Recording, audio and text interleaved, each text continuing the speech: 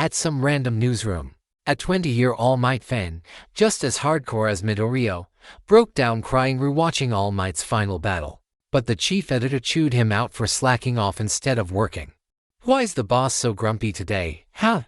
Another staffer behind him also got roasted for failing to dig up any news about All Might. The police were keeping everything under wraps. But she didn't care. Results are all that matter. How you get there, who cares? Right then, reporter Tane Tokuda burst in with some major news. Yo, you guys prefer Tane or Tokuda? I'm Team Tokuda. He found something big from Fat Gum. Turns out All Might's last finger point wasn't a threat to the villains.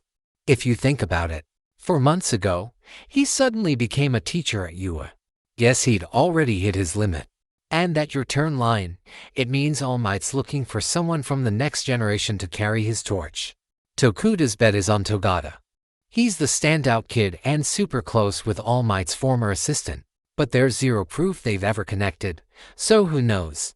So Tokuda shifted focus to Class A, the first years All Might's been training. Of course, this info's top secret. Only their paper knows. So yeah, get to work, people. And just like that, the interview news quickly reached Class A. Everyone was hyped, trying to look picture perfect for the shoot. Except Minoru, who only cared if the reporter was a cute girl. Because, obviously, female reporters are usually pretty. Hot looks, great figure, but this poor dude only ends up getting shut down by the homeroom teacher every time. Tokuda, waiting outside, got too impatient and just walked in. It was already interview time anyway, so Ozawa didn't stop him. He just left everything to the class rep. Call me if anything happens, he said. But Ida was so serious. Tokuda just wanted to skip him fast. Alright, the interview starts now. It's more like a day in the life shoot, so just act natural, people. What time is it? Time for photos, Dad? Let's run through all 20 names in Class A one more time. Number 1, Suga, aka Belly Button Laser. Number 2, Asido. Number 3, Hisui. Number 4, Ida. Number 5, Uraraka. 6, Uyuro. 7, Denki. 8, Hiroshima. 9, Koda. 10, Sato. 11, Shoji. 12, Jiro. 13, Sero. 14, Fumi. 15, Shoto. 16, Toru. 17, Bakugo. 18, Midoriya. 19, the Battle God Minoru. And finally, 20, Momo. After checking everyone closely, Tokuda managed to rule out quite a few. First off, eliminate the 6 who made it past the semifinals. Bakugo's already strong enough to be a pro hero. Plus, he said back in middle school he'd surpass All Might, so he's off the list first. Shoto's Endeavor's kid, so yeah, he's out too. The rest were all pretty evenly matched. But with a pro reporter's gut like his, Tokuda could only think of one name. Right then, All Might came back from a convenience store, carrying a bunch of buns gifted by a fan shop owner. Too many to finish alone, so he shared them with the whole class. He placed a hand on Midoriya's shoulder and said, "It's your turn now, starting tomorrow, tough training begins." And the moment he left, Tokuda popped out of nowhere. He told Midoriya he'd been a 20-year All Might fan too. Ever since All Might saved his dad during that factory bombing years ago. Everyone else had given up because the fire was too intense, but not All Might. He literally brought light back into what felt like a shattered life. Because of that, Tokuda's really worried now that All Might's retired. He showed Midoriya the photo he took earlier, and flexed his quirk a little. Tokuda can create camera lenses anywhere he wants. Instant snapshots on demand. Yeah, born for the job, he added. While investigating, I kept my eye on your quirk. Putting all the clues together, you're definitely All Might's successor. Of course, it was just his theory, no proof. And he promised not to publish it, but he said he was happy to see a ray of hope in such a dark time. Before leaving, he snapped a quick photo. And just like that, he was gone, no trace. True to his word, Tokuda kept Midoriya's secret. He only sent the paper one picture, All Might happily eating buns. That evening, Midoriya called Gran Torino to ask if he was taking any interns. But the old man was swamped. No room for students. Instead, he suggested a perfect alternative. All Might's former sidekick. All Midoriya had to do was ask his mentor. As night fell, A big-shot gangster rolled up to the League of Villains' current hideout to meet Tomura. He came because he'd heard that his idol, All for One, was still alive. The Dark Emperor, ruler of the underworld. His whole generation saw All for One as a legend. Watching him get smacked down by All Might on live TV, then thrown into the most infamous prison ever. Yeah, that stung. Basically, the villains didn't have a leader anymore. Tomura could tell right away this guy came here to challenge him. And to make it worse, the guy insulted him for not knowing how to manage his crew. He called out the hero killer and their top members for getting caught by police. He bragged that if he took charge, every battle would be a win. Smooth plans, flawless strategy. But that meant he wanted to be the boss. Tomura's temper hit the roof. He charged straight at Chisaki. He thought this gangster was all talk anyway. But the moment Chisaki touched him, boom, dude exploded. The magician thought he could do better, jumped in, and yeah, bad move. One arm gone in the blink of an eye. Tomura seized the moment and went in fast. But he only took out Chisaki's disposable pawn. Chisaki's crew rushed in to back their boss. Yet Chisaki called it off before there were more pointless casualties. He left a business card in case Tomura changed his mind, then walked out. Surprisingly, the once hot-headed Tomura actually kept his cool. He did not charge in swinging. He chose to wait. Next morning, Mr. Ozawa announced the upcoming internships. After a staff meeting, most teachers felt first years should not go. Bakugo was thrilled hearing that, since there was a chance he would not get to join. But life be like that.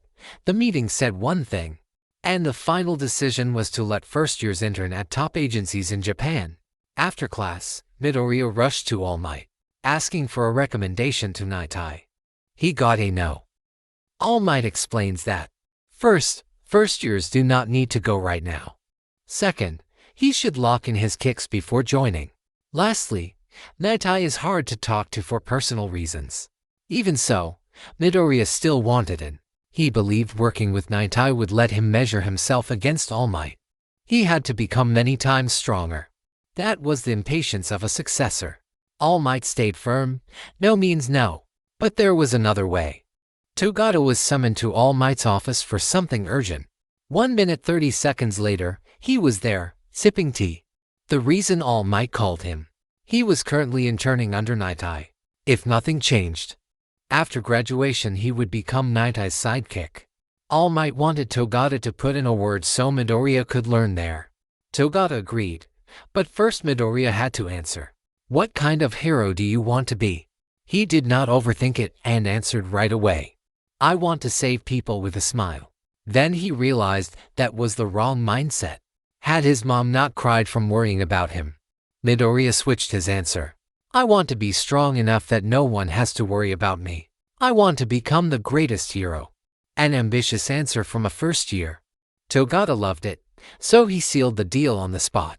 Next morning, Bakugo and Shoto headed out for remedial classes to get their hero licenses. Midoriya stood at Naitai's agency with Togata.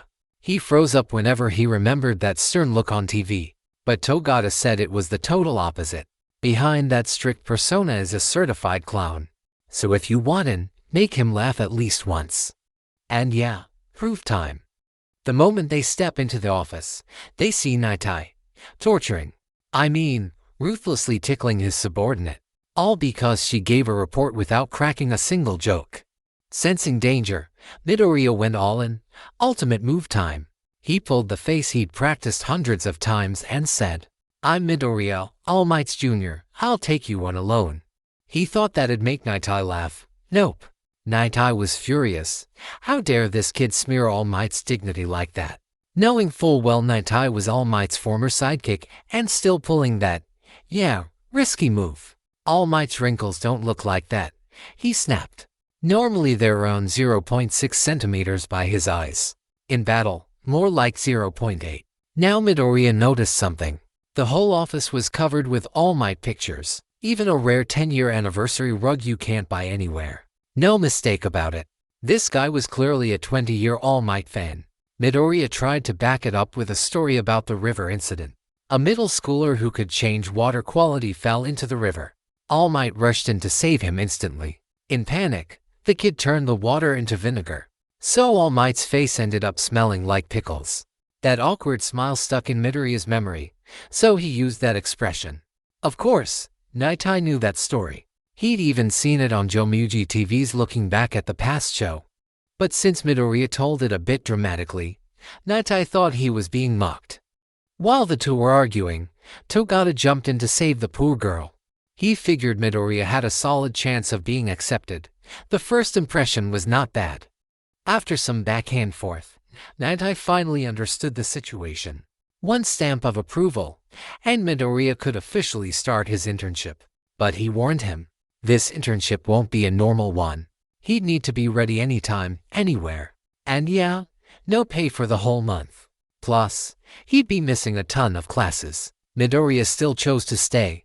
No hesitation. Nightai sighed, said nothing more, and reached for the stamp.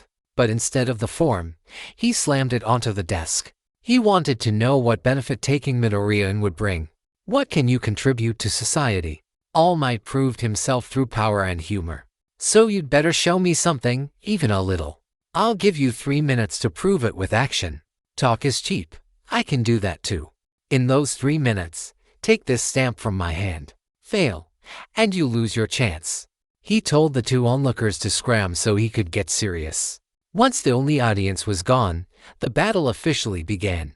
Midoriya powered up, one for all, full body. He went full speed so Nightai couldn't react. But Nightai already knew exactly how he'd move, where he'd start, which direction he'd strike from, everything. He dodged every attack like it was child's play. He even predicted that after 1 minute, Midoriya would start backing off, feeling nervous. Thanks to his foresight quirk. Once Nightai touches someone and looks them in the eyes, he can see all their choices for the next hour. He told Midoriya straight up, "You're way too ordinary. All Might should have picked Togata to inherit one for all." Yeah, that one hit a nerve. There's no way Midoriya could stand hearing that. Those words from that day, that he would become a hero, echoed in his head as he powered up. He had to prove All Might's choice was right. He bounced around just like Gran Torino. Of course, Nightai still dodged with ease. Dude was like Gran Torino light. While dodging, he kept throwing sharp words to mess with Midoriya's focus. But Midoriya tuned him out and kept pushing forward. He sprinted to a bookshelf and hurled it straight at Nightai. Then, he picked the perfect angle and leapt from behind. His plan, aimed straight for Nightai's blind spot. But even that couldn't change what Nightai had already foreseen. Midoriya lost his footing and face-planted into the wall. 3 minutes up, the match was over. Midoriya admitted defeat, not from exhaustion, but from choice. He didn't want to dirty anything in the room related to All Might. And that was exactly what Nightai wanted to see. He flipped instantly and changed his mind. He handed Midoriya the stamp and let him decide for himself. Of course, Midoriya stamped it right away. No way he'd pass that up. When everyone heard Nightai accepted him, they were all jealous. No other pro hero even dared take a first-year intern. Right then, Mr. Ozawa walked in with news. Fumi got invited to train under a top 3 hero. Kirishima got called by Amajiki, a 3rd year. Uraraka and Asui were invited by Hado, also from the 3rd years. Everyone was hyped, except Minoru. He'd been traumatized by his last internship, totally done. The next day marked Midoriya's first day of training. His mission, keep tabs on Chisaki. Lately, that guy's been acting weird, especially contacting the League of Villains. So Midoriya and Togata went out on patrol. But the whole time, Midoriya couldn't stop thinking, why didn't All Might tell him anything? What really happened between All Might and Nightai? Lost in thought, Togata suddenly asked what his hero name was. And yeah, he was surprised when he heard Deku, which literally means idiot. But since that was Midoriya's choice, he didn't question it. The two kept patrolling when, out of nowhere, a little girl ran from an alley and crashed into Midoriya. When he touched her, he felt how hard she was shaking. Behind her came a face you could never mistake. Chisaki stepped out and called her back. Midoriya's expression showed pure unease and fear. Togata quickly helped him put on his mask. He acted exactly like a hero on routine patrol. No hostility at all. He chatted a few lines, then excused them right away. They could not let Nightai's name slip. But the girl pleaded to Midoriya with the saddest face. How could they just leave? Midoriya asked softly. What is happening between you and this child? A kid trembling this much is not just being scolded. Chisaki calmly invited them deeper into the alley to explain. He rambled that his daughter kept talking back to her parents. While talking, he signaled to her, "Come here now, or else." Terrified, the girl ran to Chisaki and obediently followed him home. Midoriya could only watch helplessly as the child who begged him left. A while later, Chisaki returned to base, fuming. Anyone who talked too much got punished without mercy. Meanwhile, Midoriya and Togata called Naitai to report what happened. Togata believed they had a new lead, the girl Chisaki called his daughter. Midoriya described Eri's state when he met her. If there was any way to protect her, he would do it no matter what. Naitai immediately corrected him. Haste makes waste. If we rush, they will slip away. You cannot save someone by will alone. We need time. So your work for today is over. The first day of the internship left a heavy, suffocating feeling. It gnawed at Midoriya's mind, and he could not stop thinking about it. Meanwhile, on Chisaki's side, he received a call from Tamura. Looked like a big job was coming. Next morning, the demon Bakugo and Shoto got smashed by remedial hero class. Midoriya stayed gloomy, yesterday's scene looping in his head. He could not focus at all that day. So after class, he went to All Might to get the full story. Knowing All Might was jogging in the woods, he rushed over. He wanted to know why Naitai knew about One for All, and why All Might chose him instead of giving One for All to Togata. If you will not tell me now, I might as well die to please you. I do not get why you kept it secret. As the successor, I want to know everything. All Might had his reasons for keeping quiet, but since Midoriya insisted, he was willing to answer. Naitai had been a devoted fan for a very long time. He accepted him as his sidekick, and they worked together for 5 years. The two were really close, until 6 years ago. That was right after All Might's life or death fight with All for One. His body was weak, ready to collapse at any moment. Naitai told him to retire, that he had already done enough. You're already a legend. Pushing more will just kill you for nothing, he said. They promised that Naitai wouldn't use his foresight on him. But in the end, he was forced to do it anyway. He saw a future where someone else would replace All Might as the new symbol of peace. And if All Might kept fighting, death would surely come for him. Even so, All Might chose to keep smiling and keep saving people. He wanted to protect peace no matter what. From then on, they went their separate ways. As for Togata, All Might was just lucky to meet Midoriya first. Otherwise, well, you can guess. Hearing that All Might die left Midoriya shaken. He ran after him, asking how far Naitai's foresight could see into the future. According to All Might, about 6 to 7 years. The farther it goes, the less accurate it gets. But so far, Naitai had never been wrong. That only made Midoriya even more determined. He promised All Might that no matter what happened, they'd change fate together. That night, villains suddenly started wreaking havoc in the city. Heroes arrived on the scene right away. Leading the charge was Hado. One spiral blast, and the bad guys went flying. Uraraka and Asui teamed up for a rain of ice that knocked the rest out cold. A top 10 pro hero below them praised all 3 girls non-stop. She was impressed that Hado brought along to first years with such skill. Then she shared some news. They'd soon be teaming up with Naitai, All Might's former sidekick. Their next mission, investigate the criminal group led by Chisaki. Meanwhile, at the Shihisakai base, Tomura arrived to discuss their upcoming partnership. He sat down, threw a leg on the table, and said, "You want the league's name. I want more power. We've got the same goal, so let's keep this fair. We won't bow to you. We'll act on our own terms. In other words, we'll cooperate, but you're not our leader." And he wanted to know Chisaki's secret plan before agreeing to anything. Chisaki's men didn't like his attitude and aimed their guns straight at him. Tomura stayed calm and reminded them, "You still owe me for Magnus' death and Compress's lost arm. If we can't reach a deal, we're done here." Chisaki agreed to wait and see what Tomura planned to do next. Elsewhere, Kirishima was on patrol with Amajiki and hero Fat Gum. Fat Gum never takes interns, but he made an exception for Kirishima. They were chatting happily when they saw robbers being chased up ahead. Out of nowhere, Fat Gum appeared in front and trapped them in his body fat. Amajiki fired out octopus tentacles to finish off the rest. At first, you'd think his quirk was turning into a tick. But nope, Amajiki's quirk is mimicry. He can copy traits from whatever he eats. Chicken, pork, bird, fish, you name it. The crowd quickly gathered, cheering for the heroes after that awesome performance. But right then, one of the robbers' buddies was still hiding in the crowd. He pulled out a gun, aimed straight at Amajiki, and fired. Kirishima dashed in just in time, deflecting the bullet with his quirk. According to Chisaki, that bullet was special.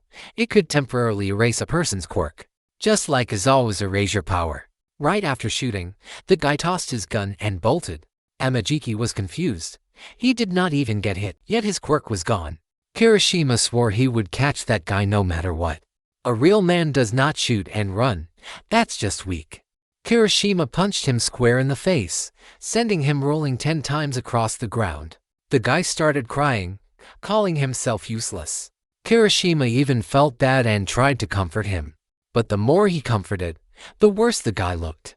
He pulled out a syringe and jabbed it into his neck. Yeah, once he juiced up, his power spiked for sure. Kirishima knew he could not win like this, but he still stood firm. Civilians were watching. Even his hardened skin could not block all those hits. At that moment, he remembered Bakugo's words. You're a war horse. When it's time to fight, you charge, not run. So now, he had to harden, both body and spirit. A new form was born, the Crimson Right armor. The villain's steel blades were nothing but cheap metal against that armor. Even thousands of strikes at one spot would not break through. One punch shattered everything, and the second sealed the deal. Just as his armor's time limit ran out, the villain went back to that same pitiful, crying face. He whined a bit more, then tried to slip away. But before he could, Fat Gum showed up and hugged him into submission. Fat Gum's quirk absorbs everything. Nothing escapes his blubber trap.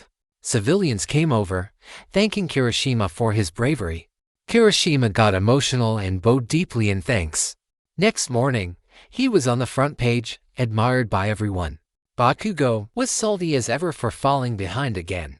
Uraraka and Asui also made headlines in a top paper. Midoriya, though, could not stop thinking about Eri trembling and begging for help. Luckily, 2 weeks later, Nightai called him in for an assignment. Coincidentally, Kirishima got summoned too. And by chance, Uraraka and Asui as well. All four ended up heading the same way. Same train, same route, same destination. No way that was all coincidence. Clearly, they were meant to be in one place. Everyone inside that building was a pro hero. Gran Torino was there, Mr. Izawa too, plus a bunch of familiar heroes. From top brass to local specialists, the room was packed. Seeing everyone gathered, Nightai stepped up to start the meeting. Topic: What the Shy Group is plotting. According to his agency's investigation, the gang pulled off a string of cash robberies over the past 2 weeks. Jack added more intel. Shy members have been reaching out to outsiders beyond their circle. The peak was when they contacted the League of Villains. Seems like there was some kind of clash. Asui suspected their main income was illegal drug trafficking. Fat Gum spoke up. He'd busted plenty of drug smugglers before. But Amajiki got shot by a type of bullet he had never seen. A drug that erased quirks. Amajiki had recovered part of his power by now, so they could conclude it was not permanent. Speaking of erasing quirks, Izawa explained, he does not destroy powers directly. He just pauses them for a while. Thanks to Kirishima's brave move, the police recovered one bullet with the drug still inside. After analysis, the findings gave everyone chills. Even Fat Gum felt sick. That drug contained human blood and cells. Nightai put Chisaki's face on the screen to make it clear. The Shy Boss has the power to disassemble and restore matter. Disassembly lets him break and repair objects, meaning those erasure bullets are his product. The two heroes who met him earlier remembered the scene. That girl, Eri, is very likely the source of the erasing power. Kirishima still did not follow what they meant, so they explained again for him to get it. Nightai suspects that creep Chisaki is turning his daughter's body into bullets. They do not know yet if they have made a bullet that erases a quirk completely. But the way he is gathering people and funds nationwide shows they are in the testing phase. Night Eye took full responsibility for what happened to his two heroes. Do not blame the kids. They tried to save her. Midoriya took the risk to rescue the girl, while Togata decided to act only when their odds were better. Both stood up and vowed, this time, they would save Eri. From Night Eye's intel, there were many suspected locations across the country where Eri might be held. He wanted everyone to check each one and narrow the list as much as possible. Fat Gum pushed back. Too time-consuming. Izawa asked why Night Eye did not just use his foresight on everyone here. Night Eye wanted to, but he could not. His foresight needs a gap of 24 hours between activations, and it only shows 1 hour of someone's future. Imagine a whole life squeezed into 1 hour. That is scarier than a movie recap. And the real reason he would not do it, what if he saw that person die in the near future? In short, he just couldn't. He stayed quiet, taking in everyone's criticism. After the meeting, Midoriya told the others about when he and Togata met Chisaki. Togata's been down ever since, blaming himself for that bad call. Right then, Izawa walked in to announce the internships were over. The League of Villains might show up. Too risky for students to stay involved. But he knew Midoriya would sneak off to save Eri no matter what. So instead, he said, I'll be watching you. If you're gonna do this, do it the right way. Meanwhile, over at the Shy base, a blonde black-haired guy came to check on Eri, not in a nice way. But Eri remembered how warm the green-haired hero's hands were, nothing like that monster's. A few days later, heroes started scouting every location on the list. No one could act without an official order, especially students. They were forbidden from mentioning any of it. Like Izawa said yesterday, the only goal this time is to rescue Eri. Nothing else matters. The police confirmed the League of Villains isn't working with Shy. But if things go south, the students must pull out immediately. During lunch, Midoriya couldn't eat. His mind kept looping over Eri. Was she okay? Were they hurting her? Did they take more from her? His face said it all, making Shoto and Ida worry. Ida just said softly, if something's wrong, tell me. The same words Midoriya once said to him. Tears fell, but this wasn't game over. He was just really moved, that's all. He couldn't tell them any details, but he truly appreciated Ida's kindness. Meanwhile, heroes were investigating every corner of their assigned areas. To narrow the list as much as possible, they needed a lot of pros working at once. Soon enough, half the list was cleared. Gran Torino decided to dig deep into the rest for maximum accuracy. 2 nights later, past midnight, Midoriya got a call from Night Eye. Of course, everyone else got a call from their pro mentors too. The next morning, they all regrouped at the same place to hear Night Eye's report. Using a Princess Toe box of all things, Night Eye pinpointed exactly where Eri was being held. Sounds wild, but it's true. Yesterday afternoon, he tailed a Shy member all the way to a toy store. That guy didn't seem like the type to have weird hobbies. The way he asked about toys made it obvious he was buying them for Eri. By recommending him the latest popular set, Night Eye got close enough to use his foresight on him. Just as he thought, the guy was a core Shy member, and Eri was being held in an underground base. Hearing that, Togata snapped out of it, fired up and ready to go. This time, he and Midoriya had one mission they had to complete. This time, they're determined to save Eri no matter what. Shizaki over here also got word that the cops are lurking around. He jumped straight into planning how to deal with it. A bit later, all the heroes show up near their hideout. According to Night Eye, the base is crazy complicated. Right now they only know one shortest path to Eri's holding room. The heroes need to move fast so the villains do not have time to react. Midoriya does not see Gran Torino anywhere, so he looks confused. Night Eye notices and explains. Seems like the League of Villains is up to something too, so Torino went to investigate. The mission begins. This time the police are joining in to keep things running smooth. They are about to ring the bell and ask nicely for a chat, when a giant dude bursts out, forcing Izawa and Midoriya to jump in and save the cops. The rank 9 hero instantly transforms into a dragon and restrains him so the squad can rush in. The small fry guarding the door obviously cannot stop this many heroes. But beneath the base, The heroes will have to face 7 top fighters Chisaki recruited if they want to save Eri. A little flashback about Amajiki. As a kid, he was super introverted. Like, next level introverted. Back then, nobody in class wanted to play with him. Only Togata was the first one to talk to him. And from that moment, it was like the sun broke through. Togata became this bright light in his eyes. And even now, the guy is sprinting ahead like a shining star, showing him exactly where to go. Back to the present. The villains have sent almost their whole gang to stall for as long as possible. But the key heroes for this mission have already gotten inside. From Night's memory, this vase here needs a passcode. Just follow the order he remembers and it opens by itself. Suddenly, 3 guys jump out trying to scare them. The heroes quickly pin all 3 down so everyone else can head deeper. But up ahead is a dead end, totally different from what Night saw earlier. Togata decides to phase through and check if it is actually blocked. Do not worry, his suit is made from his own hair, so it is not going to fall off. If he kept flashing everyone, the ladies would pass out. And just like he guessed, the wall is only there because of Chisaki's ability. Midoriya and Kirishima hear this and smash the wall easily. Suddenly the whole tunnel starts warping and twisting. Only Irinaka could pull something like this off. He definitely pumped himself with something to control a tunnel this huge. Amajiki starts panicking again, insisting everything is already too late. He keeps spiraling, but Togata speaks up, saying that with him here, this trick is nothing.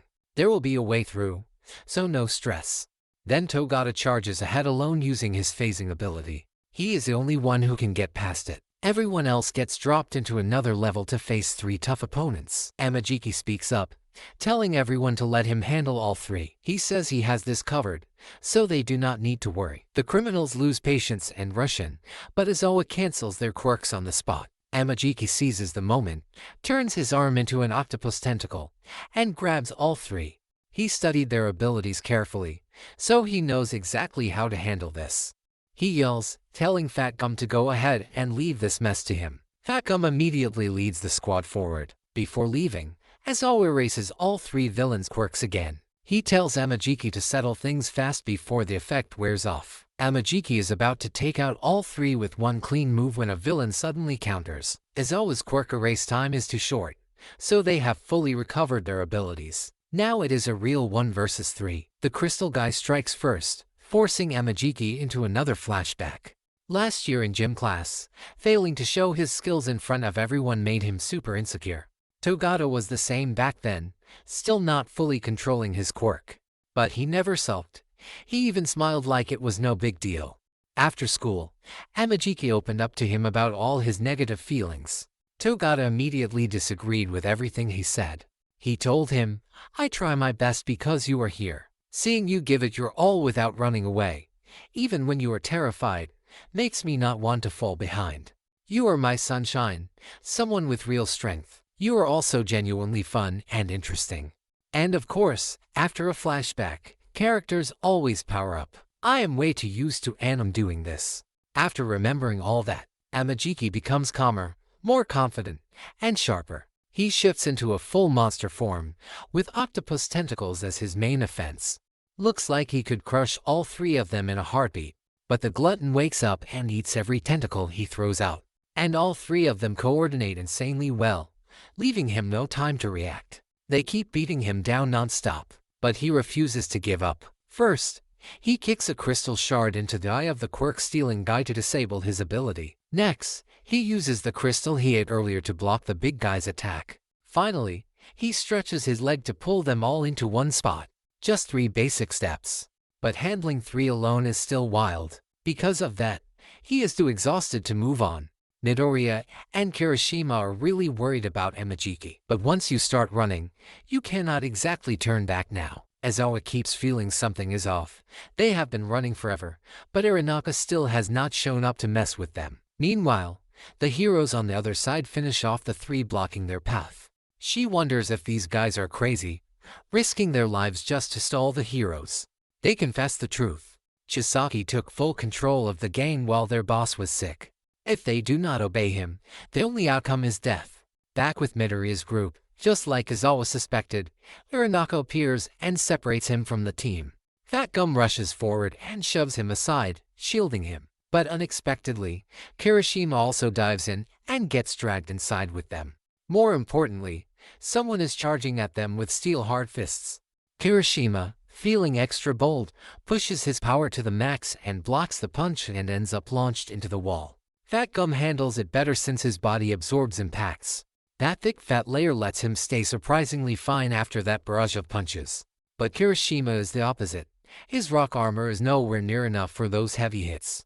Fat Gum decides to strike back, but a shield suddenly appears and blocks everything for the enemy.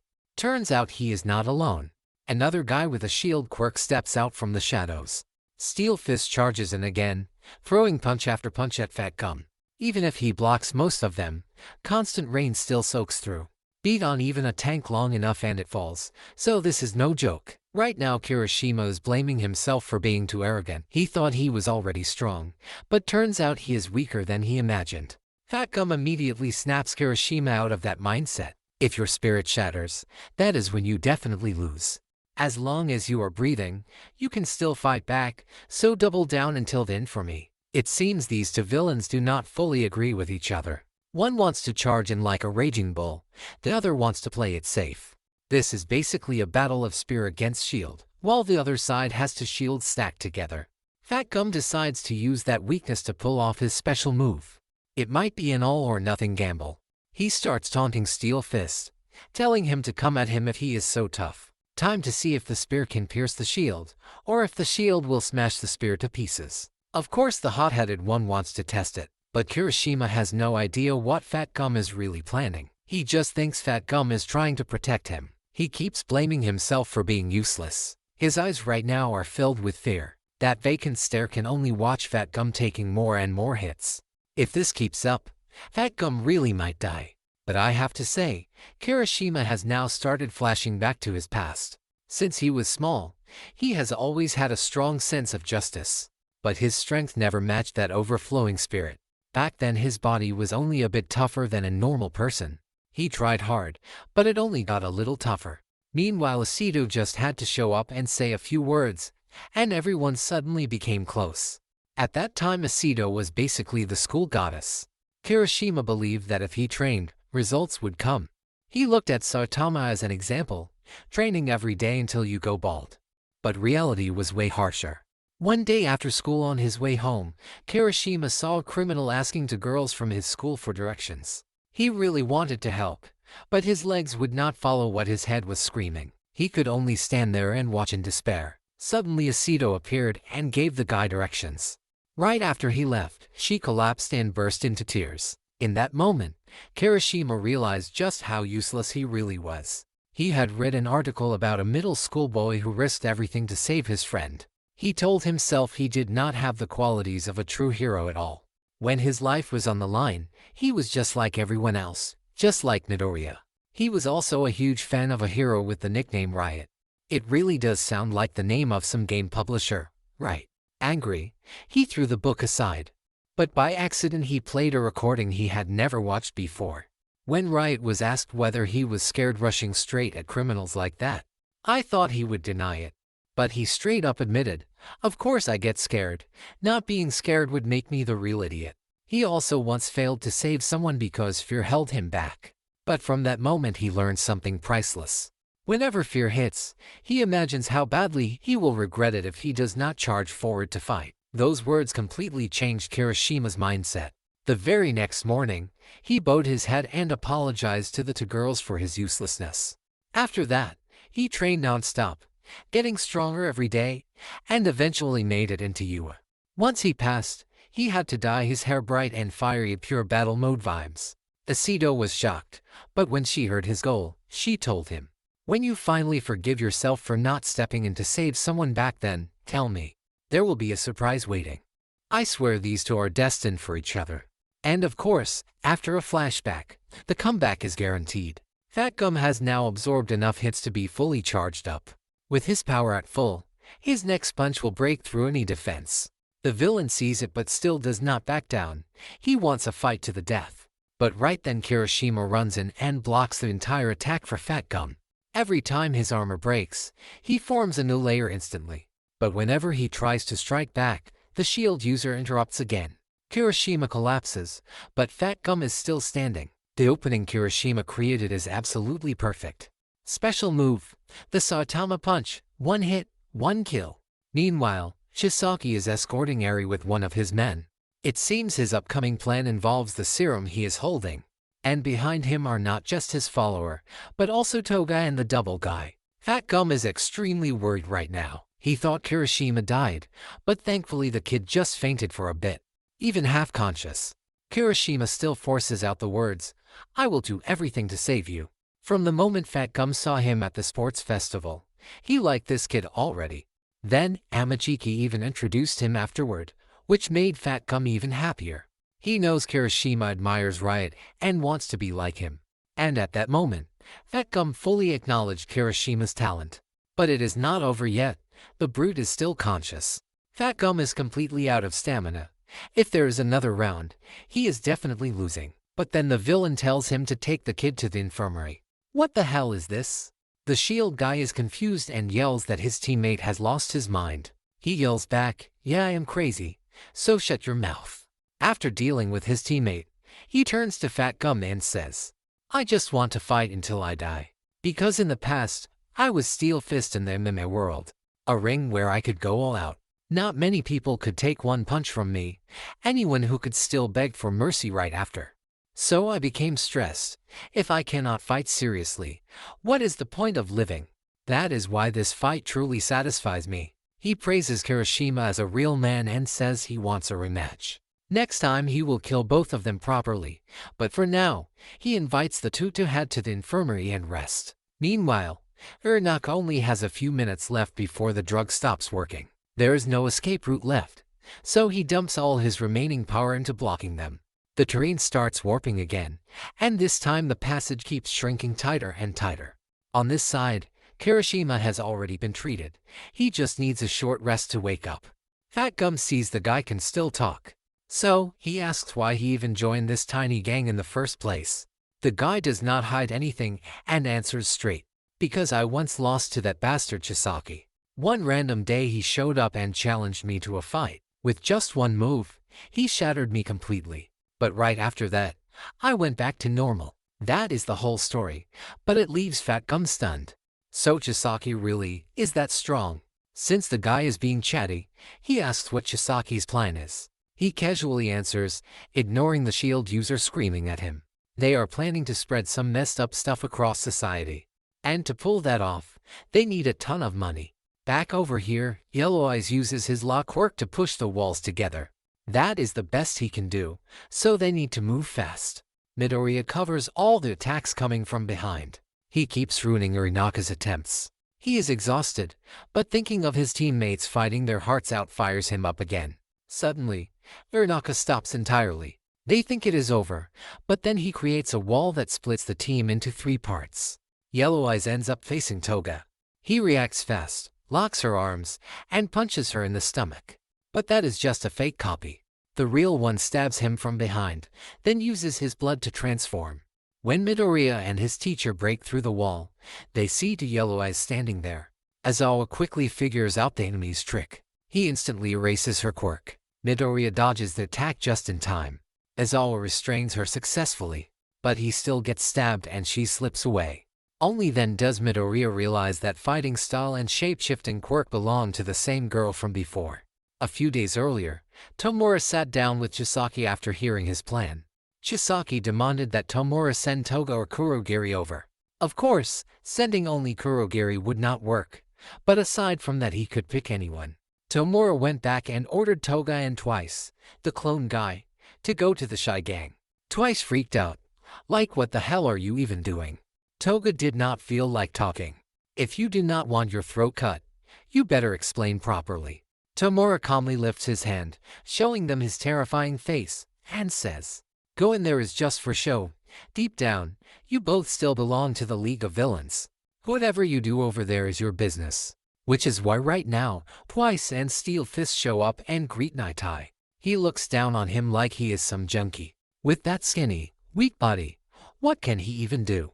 Steel Fist rushes in first and gets a brutally bitter ending. Naitai smacks him before he can do anything. Partly because this is just a clone, so it can never match the real deal. But still, we have to admit Maitai is no lightweight at all. With those combat-made personal seals of his, plus all that stacked experience, there are very few people who could take him in a one-on-one. Enough talk, he dashes in and throws two seals right past Twice's face, scaring him into turning tail. With part of his mask gone, Twice starts getting crushed by his other personality. Right then Toga pops in, wraps a cloth around his head, and the two start roasting the big officer from Irina's side. He loses control and drags both of them, plus Midoriya's squad, down below to meet up.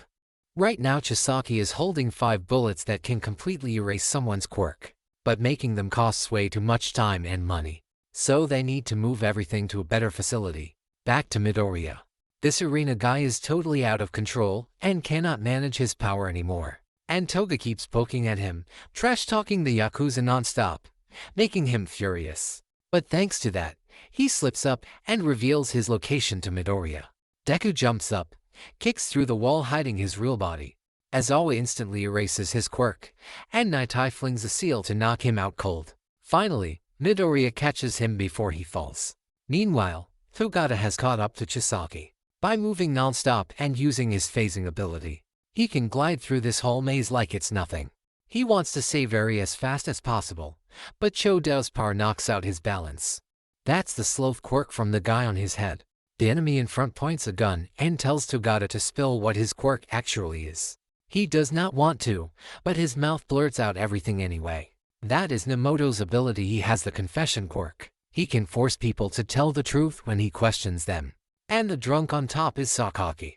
With Chodao, he can make everyone around him lose balance. Both of them throw knives and fire at Togata at the same time. But with his phasing, those little cat scratch tricks mean nothing to him. After wrapping up those two clowns, it is Chisaki's turn. One punch, one kick. He grabs Eri and tells her, "Do not worry, I will be your hero." Chisaki orders Eri to come back right now if she does not want someone to die. "I told you so many times," he says. "You carry a curse. Because of you, others end up dead. And besides, you are not even really mine."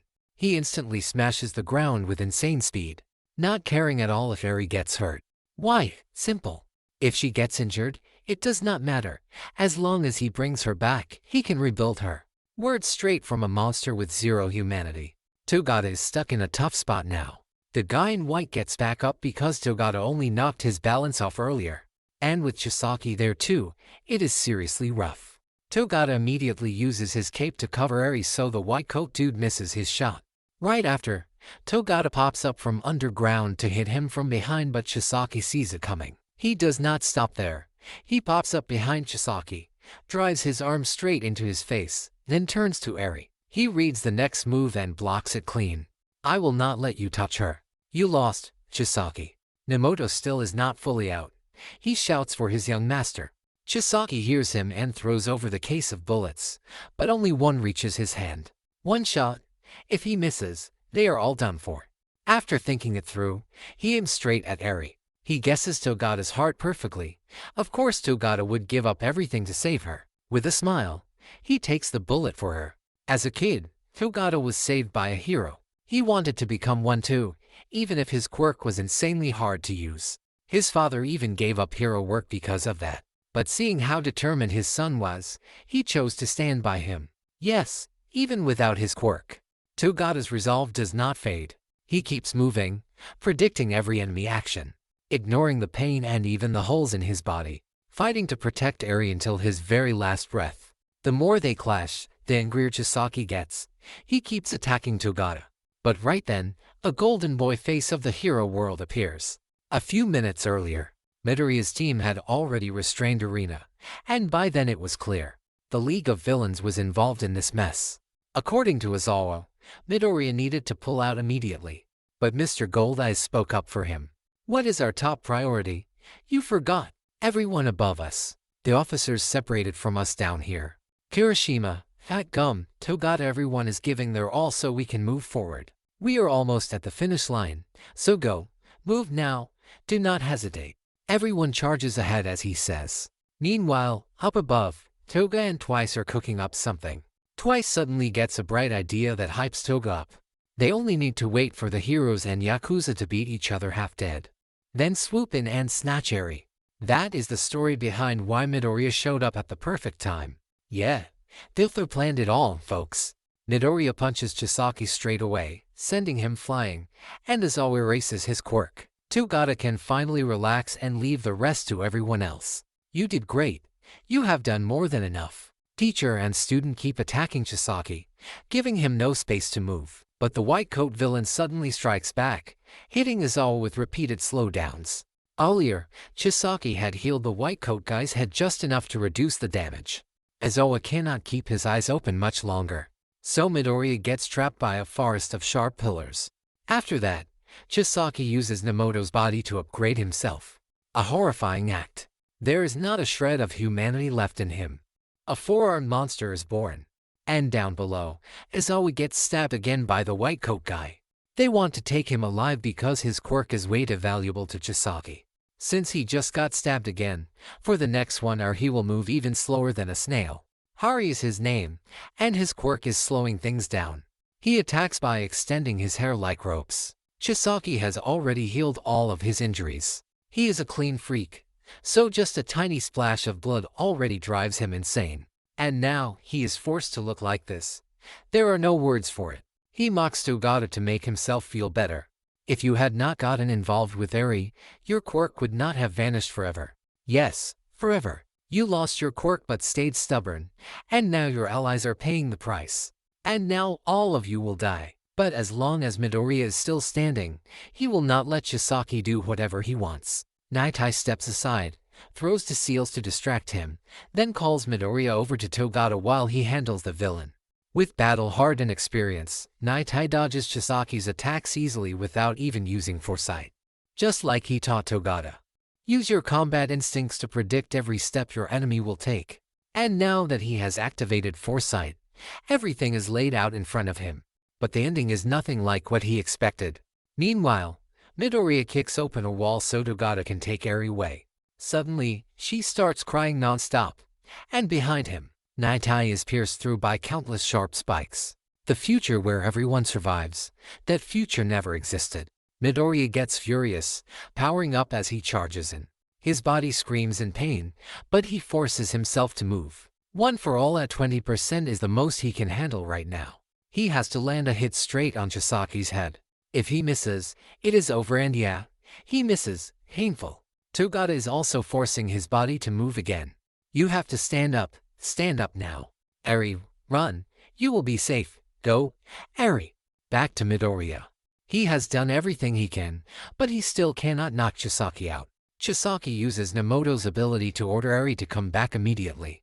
Eri moves toward him like she is being controlled. All she wants is to beg Chisaki to save everyone. A soul that kind and innocent, yet she ends up facing a monster like him. Chisaki keeps ranting about Midoriya's stubbornness. Your actions bring Eri the most suffering. She does not need you to save her. This is the future Naitai saw. Chisaki escapes. Almost everyone dies. But even if that is true, even if you do not want my help, you cried, did you not? No one will die. I will save everyone. Right then, a whirlwind crashes down as the remaining heroes arrive. And again, the question, how did they show up so perfectly on time? A few minutes earlier, the big guy had been captured. His quirk absorbs life force from anyone he touches. He was planning to chase after Naitai, but then he started acting strange. Because the stimulant drug finally kicked in, he could now drain life without even touching anyone. The number 9 hero has to transform again to hold the line for everyone. Even while her life force is getting drained, Hado still flies up and blasts shockwaves to pull his attention. Midoriya suddenly shows up and points everyone toward where Chisaki is standing. The number 9 hero immediately restrains the big guy so Uraraka can erase his weight. Then Asui drags him along with her tongue like walking a dog. With that super clean teamwork, everyone reaches the real Midoriya because the one earlier was a fake. That was twice his whole plan. He copied the magician guy to use his underground tunneling power. Toga disguised herself as Midoriya to tip the heroes off. And the clone magician is the one who went down to bring Eri up here. But he's a knockoff. He does not get a say. Get back down there. Meanwhile below, Chisaki has used his power to fling Eri into the sky in the most extreme way, making Midoriya furious. Togata's cape accidentally flies up with her, and Eri sees it. She sinks into guilt and self-blame again. But deep down, Eri truly wants someone to save her. Her past is honestly tragic. She carries a mutated gene. She has a power no one else in her family possesses. She is the boss's granddaughter. Eri's mother abandoned her, saying she was a cursed child. Nobody knows the truth, but one day, when Eri's father touched her, his entire body vanished. Her power seems somewhat similar to Chisaki's. So, he was put in charge of studying her quirk. After countless cruel experiments, he kept slicing her arm open to test it. But no matter how many times he cut, it healed instantly. Eri's power is the strength to reverse things. And right now, she is using it on Chisaki. As for Midoriya, he has no choice but to save her. He tells himself, "You have to do this. You let go of her once. This time, you have to hold her tight." Once she is in his arms, he will never let go again. No matter how many obstacles or trials Chisaki throws at them, he will not let her go through that ever again. Without realizing it, Midoriya launches straight into the sky, exactly like All Might once did. In other words, he has lost control and is using one for all at full power. Below, Chisaki stands up and slowly walks to the big guy, then fuses their bodies together. That is when Night speaks up. Everyone will be fine. At least for now, he will not target anyone else. He will head for the surface, chase Midoriya, and then kill him. Hearing that, Uraraka wants to rush to help Midoriya, but her body has no strength left. Night tells everyone not to waste their energy. The future I saw cannot be changed. But when he sees Uraraka still forcing herself to stand and fight, just like that green-haired kid, honestly, the two really do look like a future couple. He decides to take one gamble. He begs everyone to bring him up to the surface right now. Even though Midoriya just used full power, his legs feel like nothing even happened. He knows for sure this is Eri's power. But suddenly he starts writhing like he is being crushed from the inside. Chisaki surfaces and says, the girl still cannot control her power. She knows how to use it, but not how to stop it. She rewinds people. She can even turn them back into vapor. Her power is a curse. If you do not want to be destroyed, hand her over. Trash talk all you want. If you are that bold, come take her yourself. Midoriya realizes that the moment his leg snapped, Eri rewound it before he even felt pain. He tells her, your power is a blessing. Do not believe a guy who has dragged his own name through the mud like that. If she really cannot stop, then he just has to create heavy damage faster than she rewinds it. That is the one condition Midoriya needs to go all out. One for all through his whole body at 100% power. For the first time since he switched to using his legs. And this time it is full body, not just one limb. With a single kick, he almost smashes Chisaki to bits. Chisaki's original plan was to use Eri as the core of a whole trade. Use her body to make a drug that erases quirks forever. And also use her body to create a drug that restores quirks. Only then could the Yakuza group rise again. Even with such a perfect plan, the old man refused. Just because Eri is also a human being. Chisaki raged and put the old man to sleep, saying he would wake him only after his goal was met. So even now, he stubbornly wants to take Eri back no matter what. But Midoriya in this state is no different from All Might in his prime. And back then, All Might had no rival. Kamehameha, one for all 100% version. The battle ends with Midoriya's final earth-shattering punch. This is not what Night saw at all. This future feels completely different. So does that mean the future can be changed by main character Aura? Hearing that Chisaki has lost, the white coat villain decides to finish off Aizawa. But wanting it does not make it happen. Amajiki, by some miracle, stands back up and arrives in time to save his teacher. Midoriya is still running at 100%, but Eri has completely lost control now. She is firing her power everywhere, pushing Midoriya to the brink of death. Chisaki suddenly screams, and in his unconscious rage he tries one last attack on Midoriya. Of course, he cannot touch him, and Uraraka manages to capture him alive in time. But something is seriously off with Midoriya. He is straining with everything he has against Eri's rewind power. She is also begging herself on the inside to stop. Luckily, Izoa is brought up just in time, so he erases Eri's quirk. Only now is everything truly over. All that is left is for the heroes to clean up the aftermath. Most of the fighters are seriously injured, but none of it compares to Naitai. Right then, he can only say one thing to Midoriya. You changed the future. He cannot hear what Midoriya is trying to say as he is rushed onto the ambulance. A moment later, Chisaki is taken to the nearest hospital for emergency treatment. Right in front of them is the League's truck, waiting thanks to Toga's tip-off. Dabi instantly blasts flames toward the vehicle, but the sand hero inside blocks it all. Tomura tells Spinner to slow down, then jumps over only to be held down by the sand hero. But that is just bait. The magician is the real key. He summons a stone and flips the truck into the air for Tomura to finish the job. Dabi teams up with the magician to take out the sand hero next. Tomura walks up to Chisaki, mocks him for being so full of himself he ended up like this. Then shows off the case of bullets he just stole to make him burn inside. And finally turns all 4 of Chisaki's limbs to dust and cuts them off. Chisaki is now officially disabled. He can never use his quirk again. This is something Tomura has wanted to do for a very long time. He leaves, letting Chisaki's agonizing screams echo behind him. Meanwhile, the heroes finish tallying the damage. 4 buildings collapsed, but only 3 people were lightly hurt. Hoda lands and explains it is all thanks to the hero called Deku. He blasted Chisaki into the sky to minimize the destruction. As for Midoriya, after a full checkup, Aizawa comes to pick him up. He also updates him on everyone's condition so he will not worry. Kirishima is wrapped like a mummy, but still kicking. Amajiki has a serious facial injury, but he will be fine. Fat Gum has normal fractures. And the golden-eyed hero luckily took only soft tissue damage. Eri still has a fever and is isolated because her power is a major problem right now. Good news always hides a bit of bad news behind it. The doctors, especially the nurse, only say one sentence. We did everything we could. That is all you need to hear to know someone will not make it. Naitai is too badly injured. At most, he has until tomorrow. Seeing All Might here makes him genuinely happy. He says, I am not angry at you at all. I just wanted to change the future where you died. But today, Midoriya showed me thanks to the determination not only in him but in everyone. All that resolve has gathered inside Midoriya. The future is no longer fixed, it can be changed. Togat arrives to see him one last time, face full of grief. Naitai tells him a few things too. At first, I only meant to use you as a vessel for one for all, but you trusted me. Before I realized it, you had already become my pride. In the future, you will be a hero greater than anyone.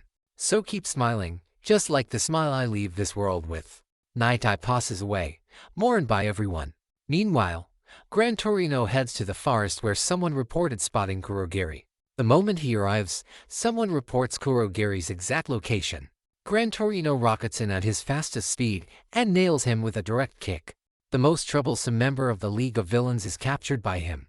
But this guy does not look panicked at all and instead starts telling a story. A story about All for One's most loyal subordinate. That man was always looking toward the future. Back then, he had warned him, if one day I am gone, and you feel uneasy, go to that forest and rely on him. That giant, Gigantomachia, is the one All for One raised with great effort. Back to Midoriya. He gets discharged from the hospital that day, but he feels guilty when he hears the news about the League attacking the transport that was holding Chisaki. Aizawa quickly changes the subject so he will not overthink it. The students have all returned to school. Only Togata has to stay a few more days for the doctors to keep a close eye on him. Thanks to the nurse, everyone's injuries healed up really fast. But Eri is still the same. No progress at all. Midoriya suddenly wants to visit Togata for a bit, so he asks his teacher to hold his stuff. When he opens the hospital room door, he sees Togata training his body with a smile on his face. Midoriya freezes in shock, not knowing what to say, so Togata speaks up first. I know I have lost my quirk, and my teacher has passed away. There is no way anyone could smile right now. But that is exactly why I cannot collapse at a time like this. In his final moments, Naitai told me to always keep a smile on my face. So, I am not going to cry. If I am sad now, Eri will feel terrible too. Those words make Midoriya rethink everything. Right then, he has to admit, if you had been the successor, maybe Sir Naitai would not have died. And All Might's future might be different too. If I could pass my power on to you, then Togata cuts him off right there and says he does not need it. If you gave your power to me, you would be in trouble, right? Besides, Yesterday Mr. Izawa told me that, if Eri can fully master her quirk someday, there is a good chance she can rewind me back to when I still had my power. And even if that does not work, I will find another way. One way or another, I will be back. Light Eye used his foresight to look into my future at the very end, so you do not need to worry. Hearing that, Midoriya finally feels at peace enough to head home. By coincidence, he runs into Kirishima, but both of them are invited to the station to answer some questions about the Shy group. It is late at night by the time they are released back to the dorms. Right then, Uraraka and Asui also return, so all four of them arrive together. Seeing all four safe and sound makes everyone really happy. Even that punk Bakugo comes downstairs to sit and wait for Midoriya. That says enough. But his pride is still a bit too high, so he decides to head back to his room. Even more surprising, Shoto does the exact same thing. Everyone says tomorrow the two of them officially start their license course, so you cannot really blame them.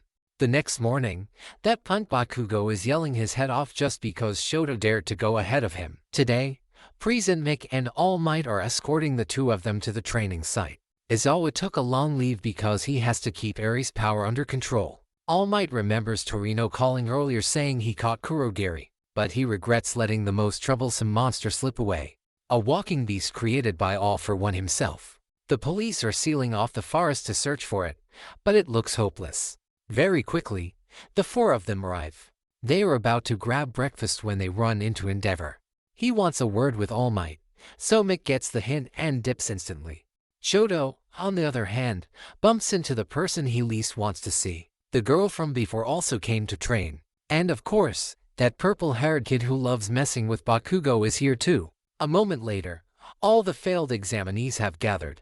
And naturally, the host is still that half-asleep uncle. All Might also steps in. He tries to find a spot to hide so nobody notices him. But standing next to Endeavor, yeah, forget that plan. Inasa runs straight into the hero he hates most. Let's see how he handles that. Meanwhile, tons of people notice All Might right away. Even retired, he is still a living legend to everyone. And now the host announces something special for today. Originally, only 10 students were supposed to retake the exam, but Kami will join too because she qualifies for the extra class. The purple-haired dude shouts from the stands that Kami is a total airhead, which is exactly why she got targeted. When she woke up, she was still dazed like she had no idea what happened. She fainted for an entire week out of nowhere. Who would even want that? Just tragic. Thanks to the US student testimony confirming everything, she got a spot in this extra class. Otherwise, nothing at all. It is time to start, so today's teacher steps inside. Still the same familiar face, still the same terrifying attitude. Top 10 hero gang Orca is here. He says straight up, "You kids are worse than the creatures at the bottom of the ocean. Especially you, the loudmouth. Do you really want to be a hero? That attitude is trash. And you, I Sand Fire Boy, say whatever you want. It is rude all the same. And this one, no need to ask. Rude by default, get out." He knows all three of them are strong fighters, but that alone is not enough. You act like fools. You do not respect the people you are supposed to save. You are stubborn and refuse to give way. That is why today's lesson is about the heart. First, they all have to pass this test. Let us see whether you can understand them or not. The kids charge in like a swarm without listening to their teacher at all. Watching her cry like that makes my heart hurt. These little gremlins can probably only be handled by Bakugo. A blonde kid stands in a corner and warns the heroes to give up already. No matter what you do, it will not work. Shoto at this point is being teased nonstop. They say he is carrying a fake bird. He tries to explain it as first aid equipment, but none of them listen. Inasa is not doing any better, but instead of focusing on the kids, he just glares at Endeavor, cursing him in his head. Because he is distracted, he immediately gets what he deserves. As for Kami, with that ridiculously attractive body, dealing with kids is easier than breakfast. But her tricks only work on the boys. To the girls, she looks like some kind of sly fox spirit. RMC has been watching this mess and cannot hold it in anymore, so he jumps down to comment and hype things up. Meanwhile, Endeavor wants to tell All Might something. Crime rates this past month rose by 3% compared to last year. He handled more cases than anyone, yet things keep getting worse. So tell me, former #1 hero, what is the meaning of being a symbol of peace? Down below, Bakugo is getting toyed with like a cat. Kami is still hated to the core by the girls. Seeing this makes the teacher feel extremely guilty. She only wanted to raise these kids into good people. But since they have quirks, and the kindergarten teachers do not, the kids just ignore everything the teachers say. Hearing this, Bakugo decides to show these little gremlins what discipline really is. The menace has awakened. Let us see what he plans. Bakugo knows there is always one kid acting like the boss, leading the whole riot. Just find that kid, smack him once, and use him as an example. That is the quickest way to make the rest behave. So he shouts, "Which one of you is the strongest? Come fight me like a real man." The blonde kid speaks up again, criticizing him. Outdated violent thinking. All you do is expose how dumb you are, my guy. Inasa jumps into action too. He is energetic and lively, so the kids love playing with him. But that only lasts a moment. These little troublemakers are smart, and they prank him hard. Shoto, meanwhile, talks big. He says he knows how to handle the situation. While this goes on, Endeavor is sharing his past with All Might, a 20-year-old who climbed all the way to number 2. But once he got there, he realized the next mountain All Might's level felt like heaven and earth apart. All Might hears this and finally understands the core of his struggle. Truth is, even he himself cannot clearly define what the symbol of peace truly is. He only believed the country needed a symbol. And to build that symbol, he ignored every kindness around him. He sacrificed countless things to walk that path. So he tells Endeavor, "You do not need to copy the symbol I aim for." No idea if that got through to him, but he suddenly starts shouting his son's name. Shoto steps forward softly. He takes a deep breath, then starts introducing himself again. "Please, someone ship my idol a box of salt." He is handsome, but wow, he is bland. Bakugo finally understands the assignment and calls everyone together to strategize. Looks like the kids noticed, so they gather up too, ready for an all-out brawl with the heroes. According to the teacher, the kids fully believe their quirks are stronger than the heroes and genuinely want to defeat them. They all attack at once, unleashing their powers. Dust, lightning, hammers, basically every kind of power imaginable. Kids today are insanely strong. The MC wonders how they can be this powerful at such a young age. Purple Hair explains that new generations have quirks mixed more intensely, making them stronger, more complicated, and way harder to control. The teacher feels too guilty and tries to stop them. But hold up, sit down, teacher. Heroes today are not that weak. The kids start panicking when they realize the heroes are completely unfazed. The little girl panics and fires off another attack. Shoto shows up right after, looking all cool and dreamy like he is flirting with her in broad daylight. FBI washing, except it is actually Kami. So yeah, no FBI needed. Her quirk lets her create short-term illusions. Bakugo immediately clowns Shoto by copying that exact smug face. The blonde kid gets mad, refusing to accept this brutal reality. He insists he can use his power way better than this. But then a massive gust of wind covers the whole arena. Inasa decides it is time to teach the kids a lesson they'll never forget. Shoto and Kami team up with him to boost the intimidation factor. Kami creates a rainbow glow, mixing with Shoto's ice slide. They turn the whole arena into a one-of-a-kind playground for the kids. Add a swirling ring of fire and the place becomes peak amazement. A cool breeze plus an icy slide makes everything look more magical than ever. The kids start completely changing their view of heroes. Everyone is begging Shoto to lift them up there to play. And all of this is actually Bakugo's plan. Make the kids think heroes are insanely cool instead of beating them down.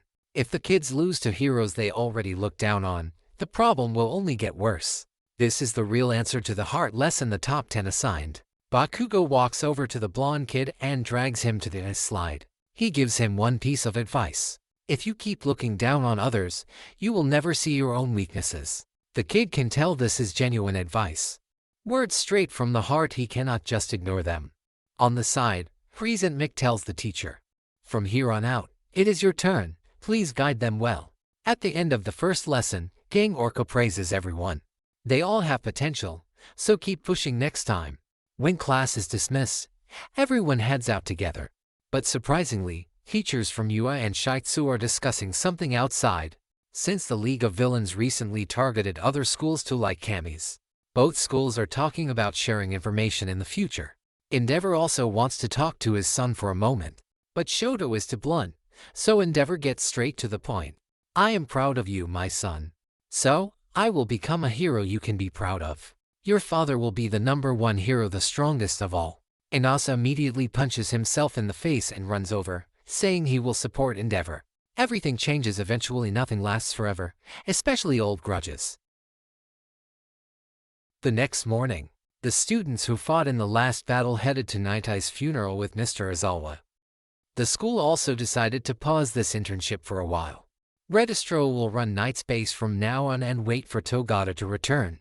As for Eri, she finally woke up, but her unstable power means no one's allowed to visit. Today is Hector's hardest math class. Anyone want to save me and tell me the answer to that integral on the board? Midoriya scratched his head non-stop, thinking till his brain melted. But he still got it wrong, while Momo, the top of the class, nailed it. He almost got it right. Tough luck, wrong vibe. Then out of nowhere, the belly button laser dude fed him cheese. Kinda looked like he wanted to get closer to Midoriya. But when Ida invited him to the cafeteria, he said no because the food wasn't his style. That night, in the silent dark, the laser dude climbed onto Midoriya's balcony and peeked around. Creepy vibes hit hard, and Midoriya couldn't sleep. He knew it had to be Aoyama, and he had a million questions, but he needed to open the door to know for sure. Just as he guessed, the pile of cheese spelling out "I know" was definitely his doing. The next morning Midoriya was late because he couldn't sleep from fear. One look at that guy and his whole study mood evaporated. What did he even want? Did he prep cooking oil? Was he experienced at this or not? Everything would be revealed during practice class. This time students needed at least 2 signature moves. If they had enough, they'd level them up. Kirishima decided he'd make his body even tougher. He begged Bakugo and Midoriya to hit him as hard as possible. But Midoriya was busy figuring out how to use full power without turning himself into a noodle. Lost in thought, he suddenly heard the laser dude call him. Turns out he wanted to show off a new move. Then he carved something on a rock, finished, and sat clutching his stomach crying. So confusing. Midoriya immediately asked the teacher to let the laser dude take a break. When the two were finally alone, it was the perfect moment. You think cooking oil sponsored this scene or what? Nope. Midoriya just wanted to ask what "I know" on the balcony last night actually meant. Turns out Aoyama knew Midoriya's quirk didn't match his body. The laser dude shared that he was the same way. Without his support belt, the laser would fire on its own sometimes. Midoriya finally realized he misunderstood the guy's intentions. He just wanted to surprise Midoriya and make him smile. And from then on, the laser dude and Midoriya became friends. The next morning, Asido suddenly busted out some hot TikTok dance trends for everyone.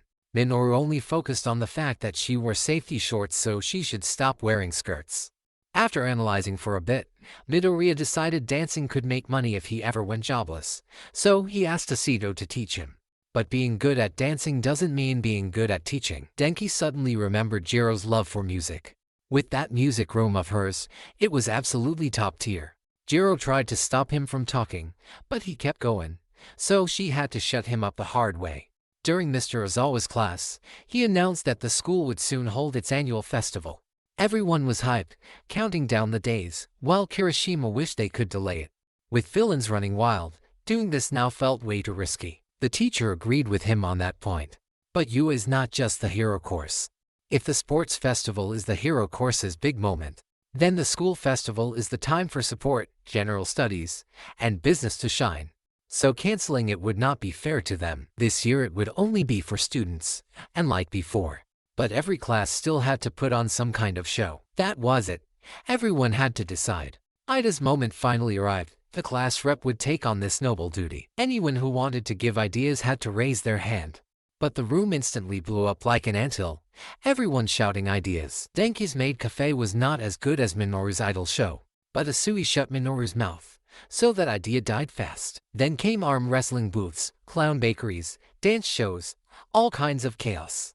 After gathering everything, Momo filtered out ideas that were not suitable or impossible to pull off. Everyone hated being cut like that, so the room exploded in arguments. The class officers were helpless against the mess. The bell finally rang, ending the period, and Ozawa just walked out. He warned them that if they did not decide by tomorrow morning, he would turn it into a public lecture event. So of course that night everyone had to meet again to keep discussing. Ida felt they needed something that would help everyone relax. After everything horrible that happened, it was something they really needed. After filtering the whole idea board, the only options left were a maid cafe, a mini zoo, and a circus. But none of those were very practical for a hero class. So Shoto suggested something way more reasonable. A concert with music, dancing, and the whole vibe. The Cedo would handle the dance part.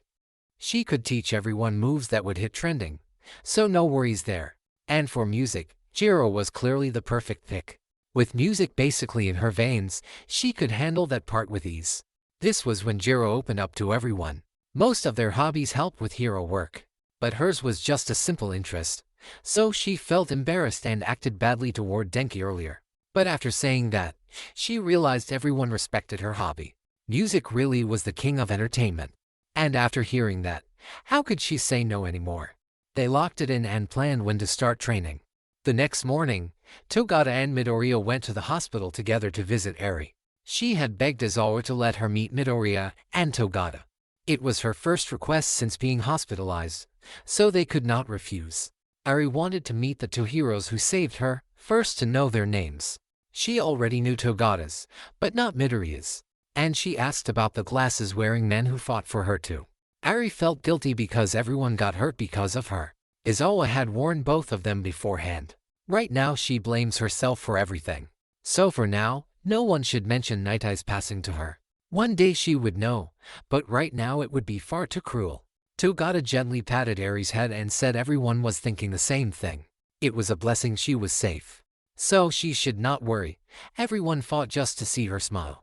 As soon as he finished, they noticed she was trying to do something. After hearing her speak, they realized Eri did not know how to smile. A heartbreaking truth that made me feel so sorry for her. Chisaki's shadow was still there. She had not truly escaped it yet. Midoriya squeezed his brain dry thinking, then remembered the laser guy. There was one perfect way to make her smile. He ran out to ask Izawa for permission to let Eri leave the hospital for a day. Could she come to the school festival? Togata instantly got the idea and introduced the concept of a school festival to her. He said it would be super fun, and there would be lots of candy apples for her. Izawa said he would ask the principal. The rest depended on whether Eri agreed. Togata promised he would stay with her the entire date. Wait, date was a bit much. Meanwhile, over on the police side, the captain was watching a clip a criminal filmed while robbing a convenience store. He ordered the owner to stuff money into a suitcase and waited for heroes to show up. Two heroes arrived and blocked the door. Seeing only two, he stayed confident. But if more arrived, that would be a different story. Please cut this scene, director. In a blink, he took down every hero there. But he left the suitcase of money behind and walked away. Was he doing it for passion or what? If you want to watch his videos, search his name on YouTube, Gentle Kazumino. But no matter how many he made, none ever hit 1 million views. So he was super annoyed. That is why he was plotting something big, something that would blow up his views. Honestly, same energy, low views hurt. La Brava was Genel's partner. She rewatched their newest upload over and over, laughing like someone unhinged every time. Gentle was actually a refined thief, not the kind who stole from the rich for the poor. He targeted shady businesses, like this store. Their best-selling item was a rich, creamy pudding. When it got close to expiring, they would swap the label to make it look freshly made and sell it again. The scandal hit the news, but money quickly buried it. So, he planned to hit every shop selling that pudding. But Gentle had been doing this for over 6 years and still could not beat someone who just showed up recently. That someone was Stain. Any video about him got more than 10,000 comments. And Gentle's channel was full of hate comments saying he was too soft and should try something bigger. That he would never hit 100,000 views even if he tried forever. Watching this made me feel like I had Gentle energy too, kinda sad sometimes. But Gentle had a plan while I did not. He planned to visit Ua during the school festival exactly 1 month later. If he succeeded in breaking in, he would become famous for sure. Meanwhile, back at school, Midoriya and Kirishima had to attend remedial classes. Back when we were grinding internships, life got messy like this. Anyone free is pulling up to talk details about this music project. But Bakugo suddenly clocks the regular class kids nearby. They're calling the hero course a bunch of troublemakers. Even after getting attacked by villains, we still do training like nothing happened and end up getting hit again. That afternoon, Jiro gathers everyone to start splitting roles. For dancing, they're going for a TikTok vibe. Music is locked in as EDM. First off, she asks if anyone's ever played drums. She mostly plays guitar herself, and her drumming is still baby level. Suddenly Denki remembers Bakugo was forced to take music lessons as a kid. And obviously this dude only shows off if someone hypes him up a bit.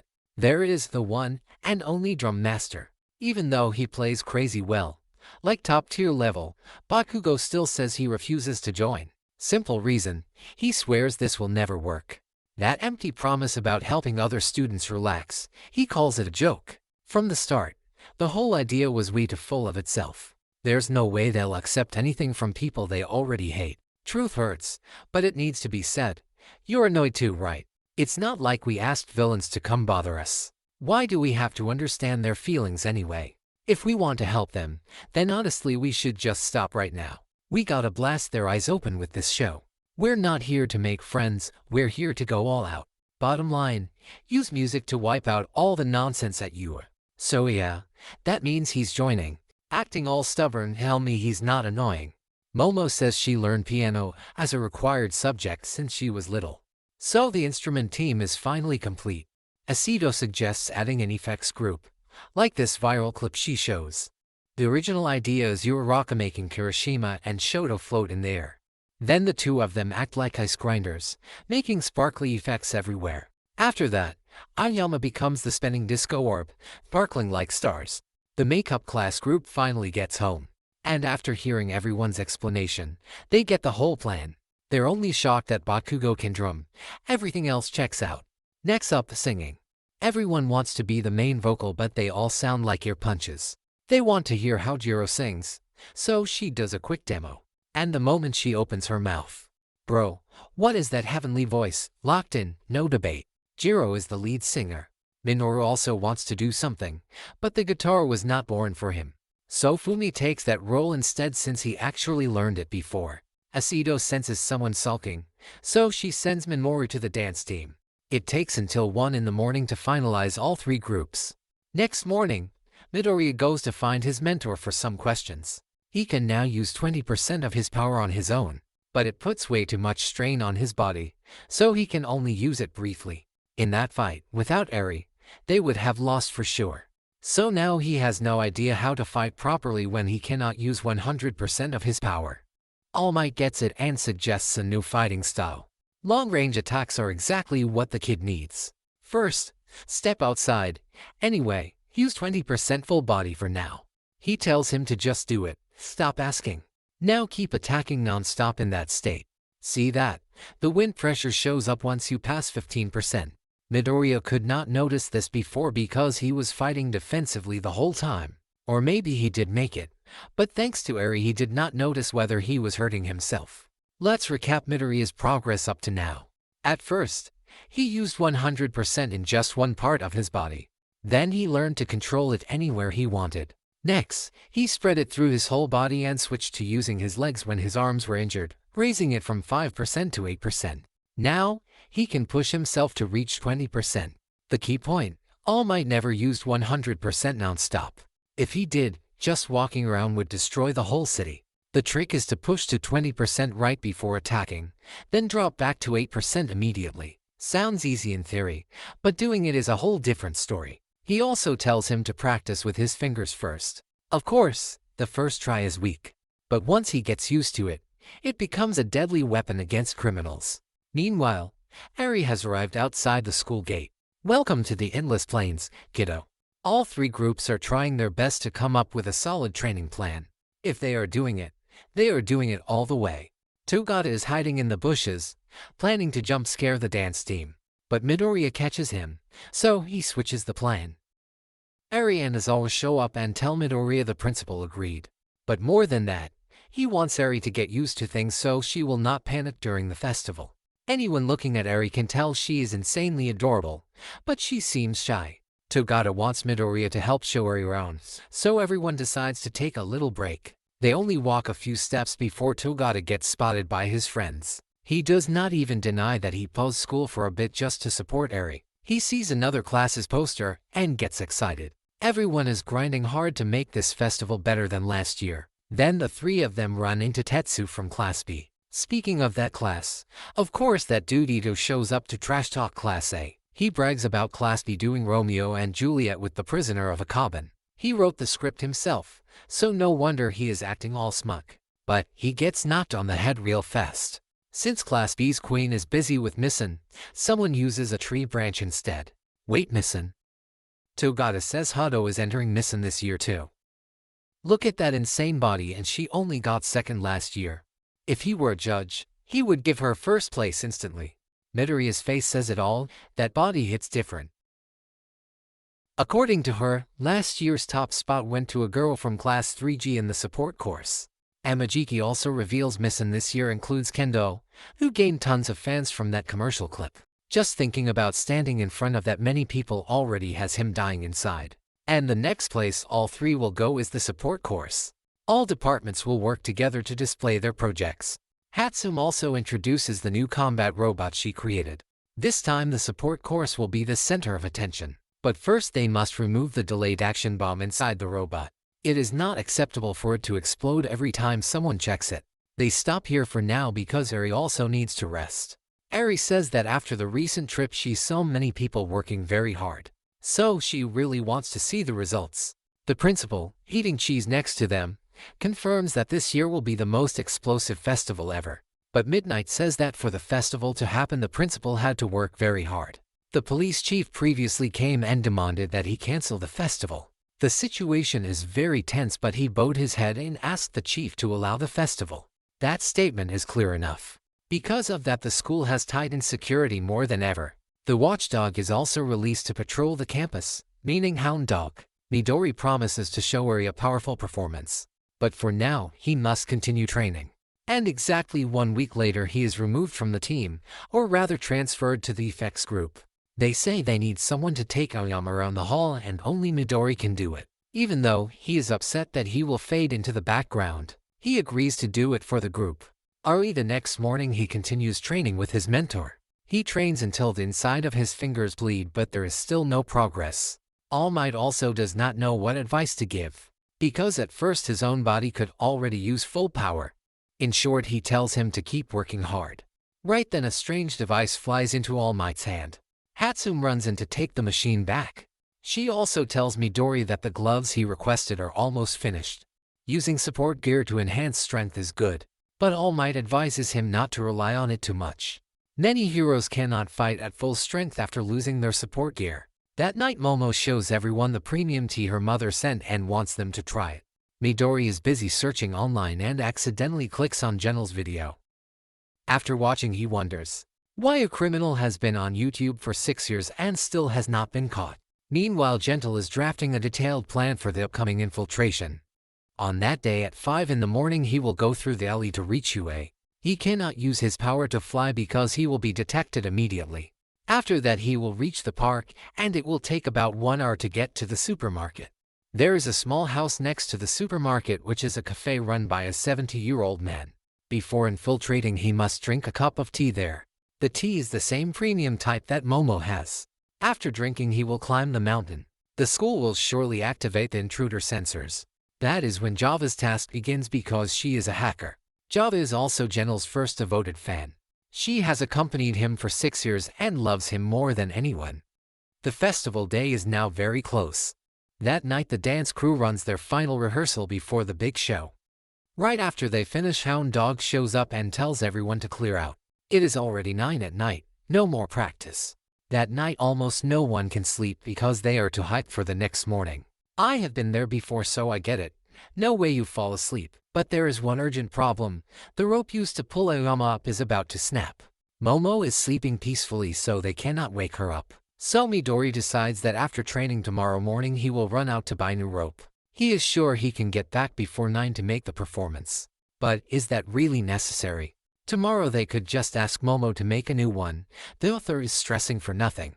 As usual early in the morning Midori trains with All Might. But today Hatsum runs in to give him the arm braces he requested earlier. She tosses him the instruction sheet and immediately heads back to sleep. Midori gets too into training, so he only starts running to buy rope at 10 minutes to 8. And by chance he goes to the exact spot where Gentle is drinking tea.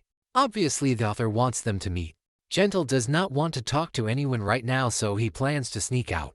But Midori notices the premium tea he mentioned earlier. Once tea gets mentioned, he cannot ignore it. Gentle turns back, planning to explain every detail of this top-tier tea. But wait, if the kid knows this tea, then he must have a wealthy friend. And those friends usually go to elite schools. So that means the name Yu will come up. Midori also recognizes this familiar voice. No way he mistakes it. This is the voice of Gentle from YouTube, the one he accidentally watched. Wait, old man, where do you think you are going? If he leaves now, the festival will definitely be cancelled. Everyone's effort, sweat, and excitement, especially little Aries, will go to waste. There's no way he can let this criminal break into the school. Gentle changes his plan and tells Java to start recording. Dear viewers, the grand adventure is about to begin. Do not take your eyes off the screen, because Gentle will now face the kid from UA. Midori does not let him finish and charges right in. But an invisible barrier with high elasticity blocks him. This is Gentle's ability. He can give elasticity to anything he touches, even the air. He does not want to use violence at all. But because Midori rushed in too fast, the rebound force became huge. Just basic physics. Of course, that is not enough to make Midori give up. He gets up and keeps chasing him, then gets bounced high into the sky. Gentle starts stepping on air to speed up his infiltration plan. While Midori is falling, he twists his body toward Gentle and forms his fingers into the shape to aim at him. The ranged attack he just learned, the air cannon technique from Doraemon. And he does not stop there. He launches up high and slams Gentle down. Combining with Gentle's elasticity, they both fly to the construction site ahead. All thanks to the awesome gloves Hatsune made. He just needs to say he wants to adjust the wind direction, and she knows what to do. And thanks to Asito's dance training, he was able to stay that flexible. Gentle is dangling in the air, but he is not even a little shaken. He has zero plans to give up, so Midori throws out a warning. Do not mess with my Yua, and Gentle starts explaining. His main goal is just sneaking into the festival. He has no intention of wrecking anything or kidnapping anyone, so it benefits both sides. Which sides? He does not say. But even so, Midori refuses. Just him showing up is enough to shut the whole festival down, no matter his intent. Once he sees negotiation is impossible, Gentle chooses to attack. He keeps bouncing around non-stop, making it impossible for Midori to aim properly. Every shot Midori fires gets blocked by Gentle's air shields. Gentle finally lands on a metal beam and stomps on it over and over to make it spring non-stop. He even removes all the screws so the beam drops straight down. And right underneath it is an old man watching the chaos. Gentle knows a hero's biggest weak spot. Especially your heroes, protecting civilians is their top priority. So Midori will have to catch the beam, and Gentle will slip away to continue his plan. He admits it is a dirty trick, but a criminal only cares about winning. Seeing them about to leave, Midori unleashes everything he has. He holds the metal beam with one hand and fires at them with the other. Meanwhile, back at Yua, Kendo is getting laughed at by Neto because of her revealing outfit. But in reality, he is praising her, not mocking her. Because she is the class's current hope. If she wins first place, they will finally have something to brag about over class A. And he is the one who registered Kendo for the beauty contest. Right then Hato walks over to greet them. Adding last year's winner makes the trio the most powerful women of the whole event. Back to Midori. After firing that shot, he sets the beam down. He uses the things Gentle left behind to chase him from right behind. Gentle has lost agility in his legs after getting hit by Midori. So when he lands, he has to form to her cushions. Midori only needs to calculate the bounce accurately. One shot is enough to launch himself straight to Gentle. Midori pins both of them down so they cannot move at all. Java sees the man she loves unable to fulfill his dream, and her heart breaks. She used to be just a total shut-in kid. Basically someone who only stared at a computer all day. Why did her life turn out like this? Because she once gathered all her courage and wrote a heartfelt love letter to her crush. But that guy showed it to his friends and laughed at her with pure disrespect. If you do not love someone, do not hit them with cruel words. If it were me, I would have swung first. Since then, Java was labeled as someone who stalks people. She was devastated and would not leave her room until she found Gentle's video. The first time she saw him, she felt thunderstruck but lived. I have also been hit by lightning and lived, but anyway, moving on. Java immediately spent hours getting ready to look her best. But no matter how much makeup she used, the dark circles would not fade. Yet when Gentle met her, he still politely invited her in without a hint of judgment. He accepted Java exactly as she was without asking for anything in return. And he even took the time to talk with her and respond to her feelings. When he saw her sad about her dark circles, he gave her a nickname, Labrador Java, which he shortens to Java, meaning my dear. This is exactly where their love story began. So right now Java chooses to give him everything with the words I love you. Java's power is literally love. By sharing that love, she can boost the strength of the person she loves for a short time. The more love she gives, the stronger he gets. It is so much that he can break free even from Midori's 8% power. He kicks Midori away and goes in to knock him out. But there is no way Midori goes down that easy. He has faced way scarier enemies than this. And Gentle is nowhere near that level, so keep swinging. The clock strikes 9, and the school festival officially begins. But Midori is still stuck here. Two equal powers clash non-stop in the open sky. Gentle cannot waste any more time, so he uses his special sandwich technique. He slams Midori down and says this dream is no longer mine alone. So there is no way I can just give up. Midori immediately burrows underground like a mole and pops up, attacking while shouting, "You are trying to steal the effort and passion of others. You are trying to take away the chance to smile from a little girl who barely knows how to smile." But Gentle has his own pain. When he turned 18, he and his mother went to apply to hero school. But he was rejected outright because his scores were too low. By the fourth time he failed the license exam, no one even wanted to acknowledge him. But even so, he never let go of the tiny hope of becoming a hero. Then one day he came across an accident.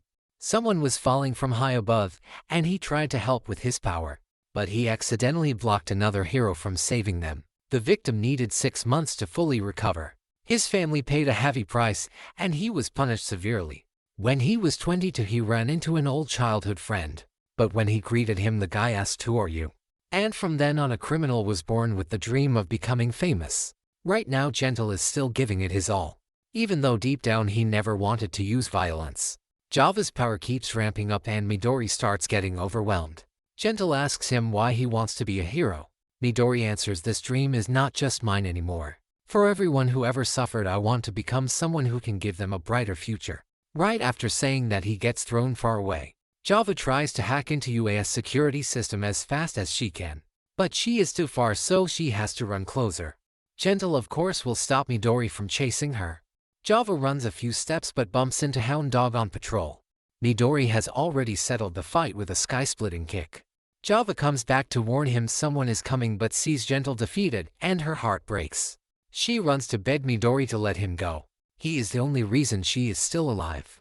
Gentle really wants Java to run, but it hurts him so much to let her go. So he uses the last bit of strength he has to throw Midori back toward the school, and turns himself in when Hound Dog arrives. He says the wound on his face is from falling, and that no one else is here except the two of them. But Midori runs over immediately, making his excuse pointless. So he stops denying it and takes all the blame himself. "I have committed many crimes, but my greatest sin is kidnapping and brainwashing an innocent girl.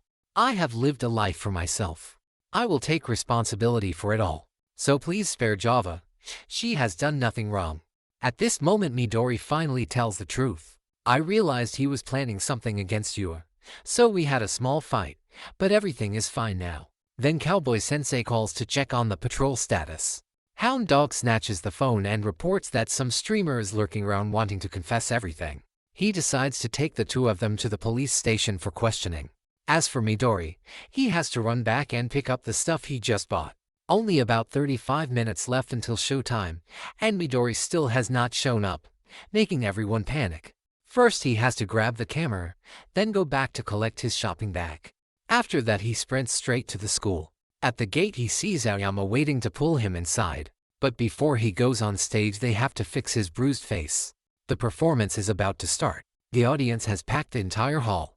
Midori still is not here, so how are they supposed to perform? But the clock hits 10. The curtain opens, and look, Eri Deku is about to dance. Izawa stands far from the stage, quietly stressed for his students. Just one bad move and the angry kids who hate class will roast them non-stop. But forget them. Bakugo shouts the signal to start. Everyone in UA, Blast this music and show them what we have got. A shocking intro grabs every eyeball in the room. The dance moves they practiced forever now hit the stage in perfect sync. The dance team absolutely nails their part. Now it is the effects team's turn, combining with Midori to show a quick demo. Right after that he runs backstage to wait for his cue.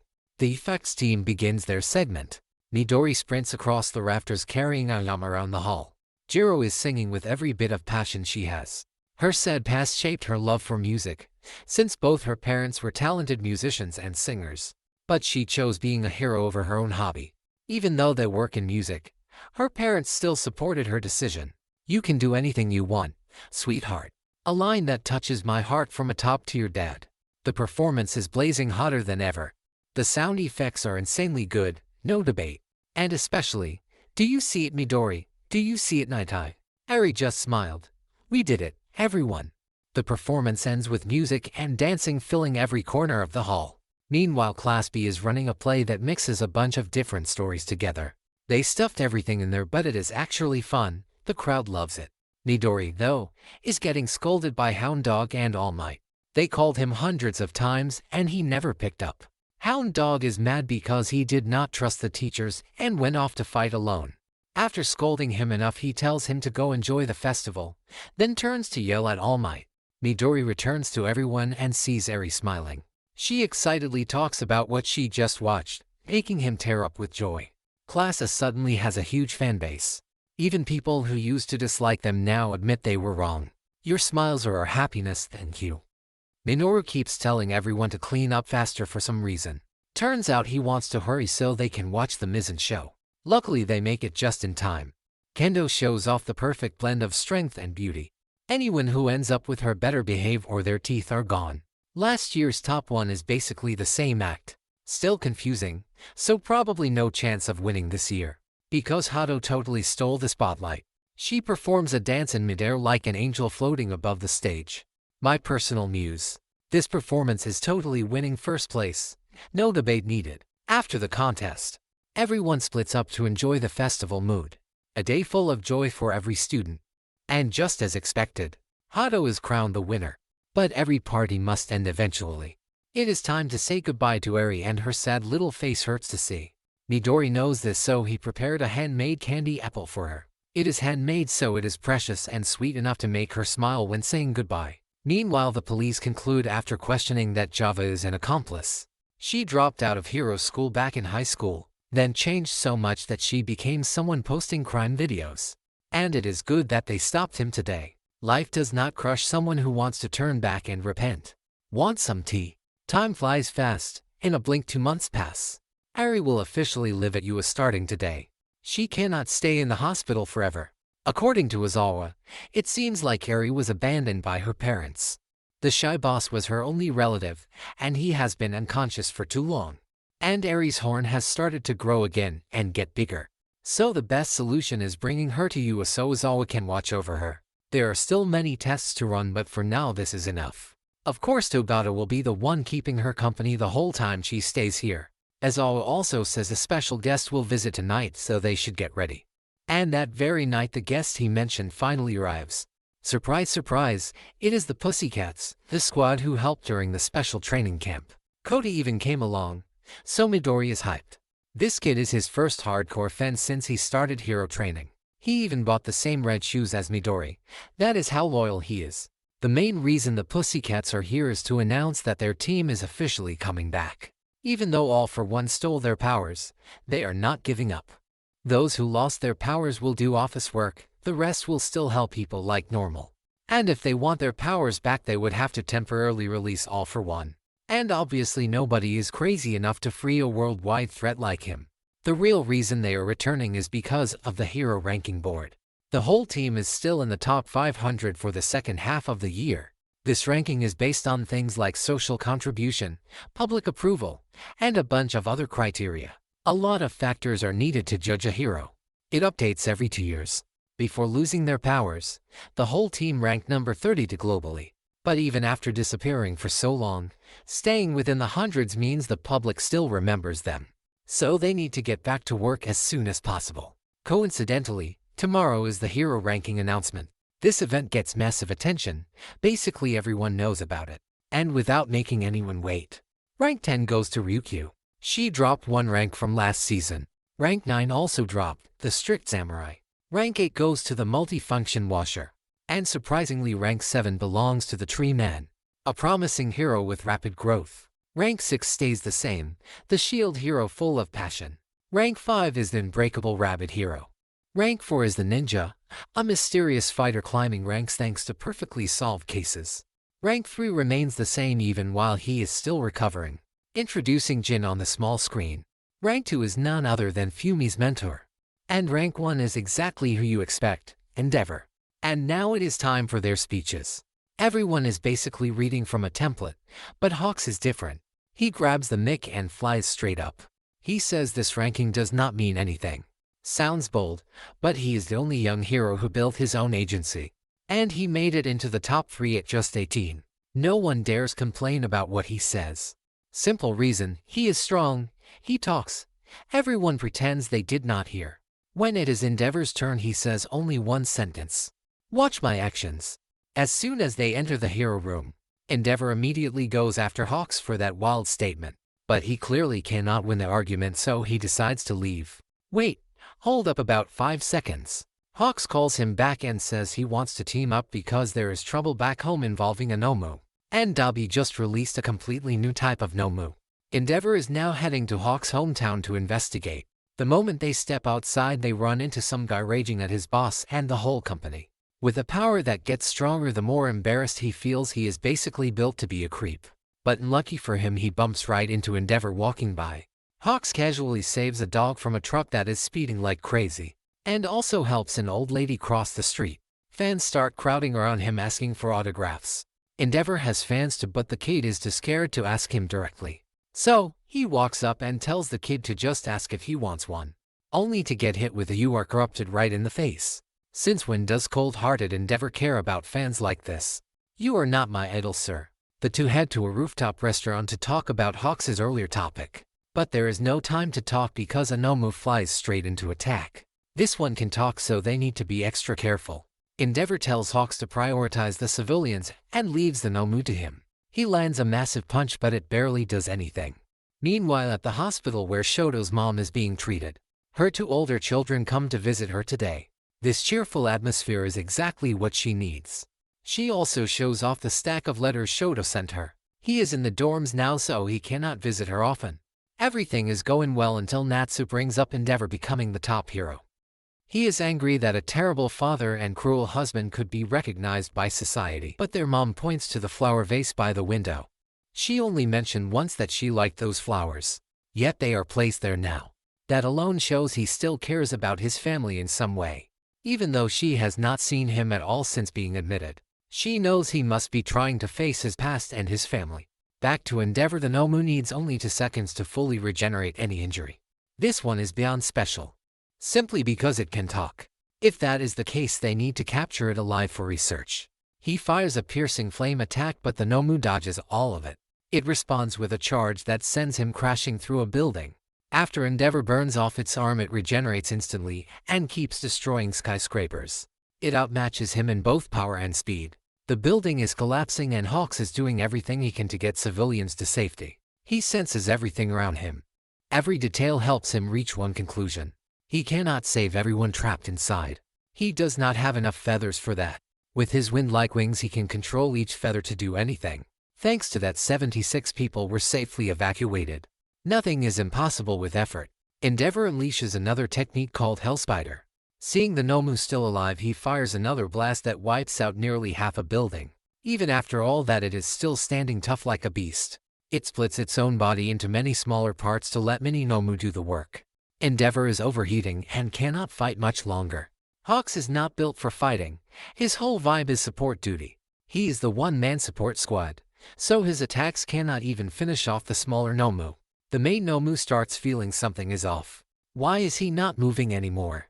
It instantly guesses that Endeavor cannot fire off any more flames. The worst thing is a monster that is strong and self-aware.